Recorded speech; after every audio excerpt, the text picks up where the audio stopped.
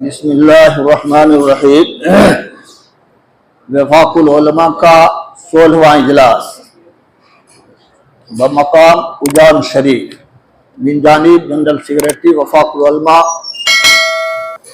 بہار، محترم مقام صدلائق احترام جناب صدر صاحب و اراکین عاملہ مدعون خصوصی وفاق العلماء و حاضرین مجلس، آپ حضرات نے اپنا قیمتی وقت نکال کر وفاق العلماء کے پروگرام کو بنانے کی زحمت برداشت کی، اس کے لیے ہم آپ کے شکر گزار ہیں۔ جزاکم اللہ خیر الجزا۔ الحمدللہ وفاق العلماء کا یہ 16واں اجلاس ہے۔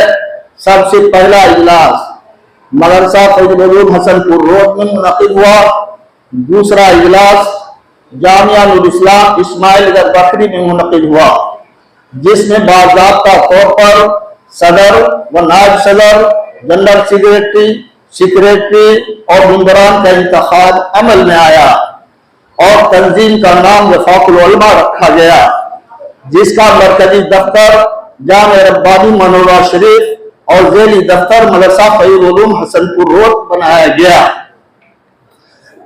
اس وقت سے وفاق العلماء اپنا کام منظم طریقہ پر کرنے لگا۔ اس کا تیسرا اجلاس مدرسہ تعلیم الاسلام بکھڈا چھوراہی میں، چوتھا اجلاس مدرسہ مسجد سنہ جورجا شریف میں، پانچواں اجلاس مدرسہ خیر العلوم بردونی میں، چھٹا اجلاس جامع ربانی منورہ شریف میں، ساتواں اجلاس موجہ 72 میں، آٹھواں اجلاس موجہ جانا میں، نواں اجلاس مدرسہ رضوانیہ کمبا میں، 10واں اجلاس موجہ پورا کے جامع مسجد میں، 11واں اجلاس جامع مسجد چکھمید میں اور 12واں اجلاس مدرسہ اسلامیہ براہی میں منعقد ہوا۔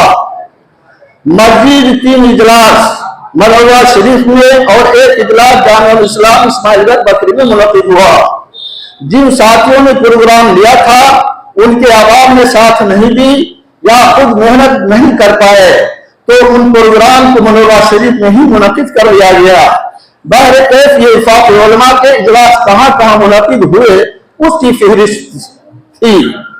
وفاق العلماء کے قیام کا مقصد علماء، ائمہ، مساجد اور معلمین مکاتب میں قربت پیدا کرنا اور ان کے مسائل مشکلات کو حل کرنا، پھیلے ہوئے منکرات اور خرافات کا پلہ کما کرنا اور ہماری ان کمزوریوں سے عوام دور ہو رہی ہے اس کا محاسبہ کرنا اور اس کے ازالے کی تدبیر کرنا اور مدارس کے تعلیمیات کو بلند کرنا، ان امور میں خاطرخواہ کامیابی نہیں آ رہی ہے۔ ہمارے بعض مدارس ایسے ہیں جہاں 4-5 بچوں پر مدرسہ چل رہا ہے، کبھی وہ ادارہ لڑکوں کے نام پر چلتا ہے پھر وہی ادارہ لڑکیوں کے نام پر چلنا شروع ہو جاتا ہے۔ آخر ایسا کیوں؟ عوام ہمیں کچھ نہیں بول رہی ہے تو خدا دیکھتا ہے۔ اللہم احفظنا منہ۔ اکثریت کے ساتھ لڑکوں کا مدرسہ تجارت معلوم ہوتا ہے، جیسا کہ عصری علوم کی کوچنگ کی تعلیم تجارت ہے۔ جب لڑکیوں سے پڑھانے اور کھانے کے روپے لے جاتے ہیں تو پھر صدقہ زکوٰۃ کی رقم وصول کرنے کا کیا معنی ہے؟ ایسی کمزوری ہمارے گھر میں ہے، اس پر غور کرنا ہم سب کا لازمی عنصر ہے۔ اسی صورت سے ہمارا ایک شعبہ بیت المال ہے۔ بیت المال کی مضبوطی کے لیے اولاً ہر ممبران کے لیے 500 روپے بغیر دیندار رکھا گیا تھا، لیکن خاصی رغبت نہ پاتے ہوئے عام ممبران سے ان بوجھ کو ہلکا کرتے ہوئے مدرسہ کے ذمہ دار کے ساتھ مختص کر دیا گیا۔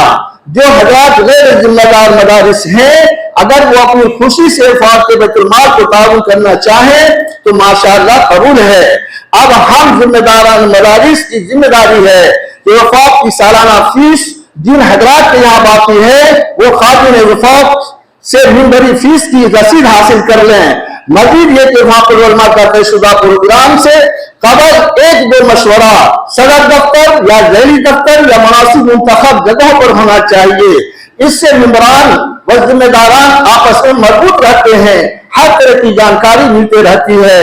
آپ جانتے ہیں موجودہ وقت میں ہر طرف نفرت اور شرانگیزی کا ماحول ہے، باہمی محبت اور یکجہتی کا شدید بحران ہے امت مسلمہ خصوصاً علماء اور مدارس کا مستقبل داؤ پر ہے، اس لیے عوام کو عوام خواص کو اپنی ذمہ داری سمجھنی چاہیے اور اپنے عوام کو بزدلی اور خائف ہونے سے روکنا چاہیے اور اس بات کی سبق لینی چاہیے حالات جیسے بھی آئے ہم سبوں کو اس کا مقابلہ کرنا ہے۔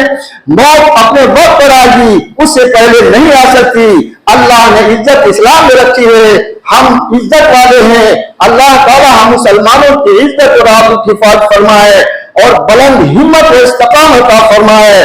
اللہ تعالی ہم سبھی کو نیک بعمل بنائے اور کہنے سننے سے زیادہ عمل کی توفیق عطا فرمائے۔ آمین ثم آمین یا رب العالمین۔